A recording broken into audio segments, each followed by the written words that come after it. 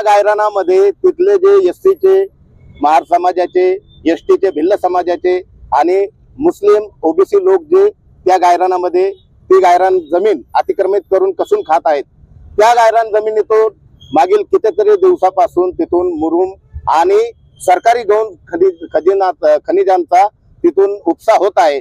आणि या सगळ्या गोष्टी संबंधित चिकलठाणा पोलीस स्टेशनला लोक जाऊन तिथे तक्रार करतात, परंतु तिथे त्या पोलीसवाले कोणी दाद देत नाही, त्यांना हाकलून लावतात।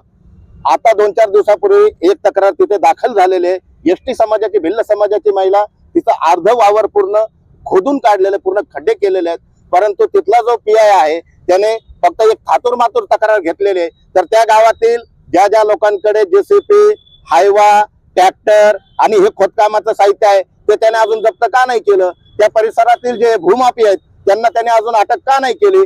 त्याने जे सरकारी गौण खनिजांचा जे उपसा करतात ते जे कलम आहेत ते त्याच्यामध्ये का नाही टाकले? हा आमचा सवाल आहे। त्यानंतर एससी एसटीच्या लोकांचं जे सगळे गायरान खोदलेलं आहे त्यांनी तिथे अट्रॉसिटीचे गुन्हे त्यांच्यावर का दाखल केलेले नाहीत? हा आमचा प्रश्न आहे आणि तो प्रश्न घेऊन आम्ही माननीय जिल्हाधिकारी साहेबांकडे आलेलो आहे।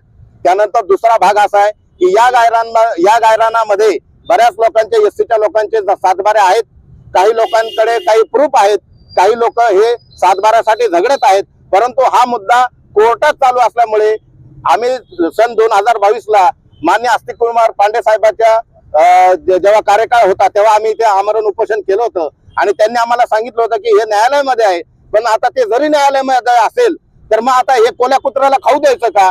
तर मग हे जे भूमिहीन लोक आहेत, जे भुकेनंगे लोक आहेत, यांचा जो अधिकार आहे तो जर हे कोले कुत्रे, चोर, भामटे, लुटारू जर चोरून खात असतील तर यांना काय राहणार आहे? यांच्या पिढ्या बर्बाद होणार आहेत, उद्ध्वस्त होणार आहेत। म्हणून आम्ही माननीय जिल्हाधिकारी साहेबांकडे या ठिकाणी आम्ही बसलेलो आहोत की आता याच्यामध्ये आपण भूमिका घ्या, आम्हाला आधार द्या, या लोकांना आधार द्या, यांचे पंचनामे करा आणि जे हे भूमाफिया संबंधित त्या लोकांवरती जेवढे कलम बसवता येतील तेवढे कलम बसवून त्यांचे जेवढे संसाधन आहे तेवढे तुम्ही जप्त करा।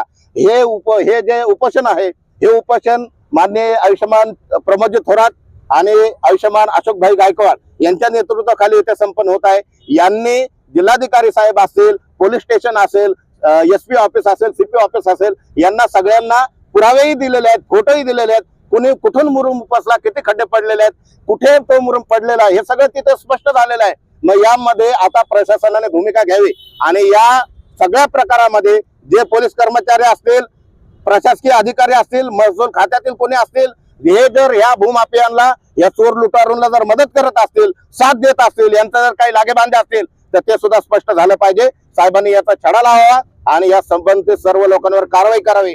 आणि या लोकांची भूमिका अशी आहे, आमची भूमिका अशी आहे की आता या जमिनीचे पंचनामे करून जे उरलेलं जो काही क्षेत्र आहे ते आम्हाला त्याच्यामध्ये 2 ओळीचं कागदपत्र आम्हाला द्या आणि आम्हाला तिथं बसवा, नाहीतर आम्ही असे उद्ध्वस्त झालेले लोक आहोत, आता आम्हाला जगण्याचे काही साधनं उरलेले नाहीत, आम्ही याच ठिकाणी जिल्हाधिकारी साहेबांच्या समोर आमचा जीव गेला तरी चालेल, ही आमची भूमिका आहे। आता या ठिकाणी 5 ते 7 लोक प्रतिनिधी स्वरूपात उपोषण करणार आहेत।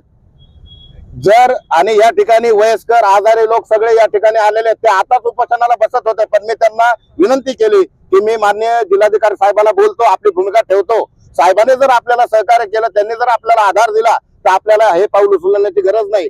परंतु जर हे झालं नाही तर हे सगळे म्हातारे कोतारे, वयस्कर, हे सगळे लोक, हे जीवावर उदार झालेले लोक आहेत, हे सगळे आमरण उपोषण असेल किंवा अजून जे काय असेल ते त्यांच्या पद्धतीने ते सांगतील आणि ते चंग बांधून आलेले आहेत, असं ठरवून आलेले आहेत की यावेळेस साहेबांकडून काहीतरी आपल्याला आधार घेऊन आणि या चोर, भामटे, लुटारूंवरती कारवाई करून इथून उठायचं, त्याच्याशिवाय इथून आम्ही उठणार नाही।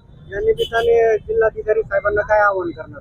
या निमित्ताने जिल्हाधिकारी साहेबांना मी असं आवाहन करेल की जरी गायरानाचा जो विषय, संपूर्ण महाराष्ट्रातल्या गायरानाचा विषय जरी न्यायालयामध्ये प्रलंबित असेल तरी पण आपण विशेष अधिकारामध्ये आणि सरकार दरबारी आमची भूमिका ठेवून आणि या लोकांवरती जो अन्याय होतो, एससी एसटीच्या, ओबीसीच्या, अल्पसंख्याकांवरती जो अन्याय होतो, त्यांना जे या जमिनी मिळत नाहीत, तर याच्यामध्ये आपण आपल्या स्पेशल अधिकारामध्ये यांचे पंचनामे करावेत, यांच्या एकीला नोंद घ्यावीत आणि बाकी तुमचा निर्णय आल्याच्या नंतर सातबाऱ्याचा निर्णय नंतर झाला तरी चालेल, परंतु यांना काहीतरी 2 ओळीचे कागद आपण द्या आणि यांना तिथे बसवा सन्मानाने आणि त्यांच्या हक्क मारणारे जे जातीवादी, मनुवादी जे भामटे आहेत त्यांना ताबडतोब तुम्ही गजाआड तुम्ही घाला। रिपब्लिकन फेडरेशन ऑफ इंडियाचा प्रदेश उपाध्यक्ष म्हणून काम करतोय आणि हे जे उपोषण आम्ही लावलंय जवळजवळ 20 वर्षापासून आम्ही या गायरान जमिनीसाठी संघर्ष करतोय, पण संघर्ष करून देखील आम्हाला तिथं न्याय मिळत नाही. काही काळापूर्वी त्या ठिकाणी तिथला मुरुम उपसून नेण्याचं काम केलं. आम्ही त्यांना भांडलो, आमच्या म्हाताऱ्या माणसावर त्यांनी हात उचलण्याचा प्रयत्न केला आणि आम्ही सर्व त्यांना बोललो तर त्यांनी आम्हाला जीवमानाच्या धमक्या दिल्या. तुमच्यासारख्या मारामारा काही होत नाहीत. दुसरा मुद्दा असा आहे की तिथे जे सरपंच पती आहेत त्यांच्याकडे 2-2 जीसीपी आहेत आणि ते रात्रभर अशा टोटल 5 जीसीपी त्या ठिकाणी चालवतात. कालही माझ्या गाडीच्या मागे त्यांनी गाडी लावली होती की आपण याला संपून टाकू, हा जास्त पुढे करतो, परंतु पोलीस स्टेशनला गेल्यावर सुद्धा आम्हाला न्याय मिळत नाही. तो न्याय मागण्यासाठी आज आम्ही या कलेक्टर ऑफिस समोर उपोषणाला बसलेलो आहे. चला, ठीक.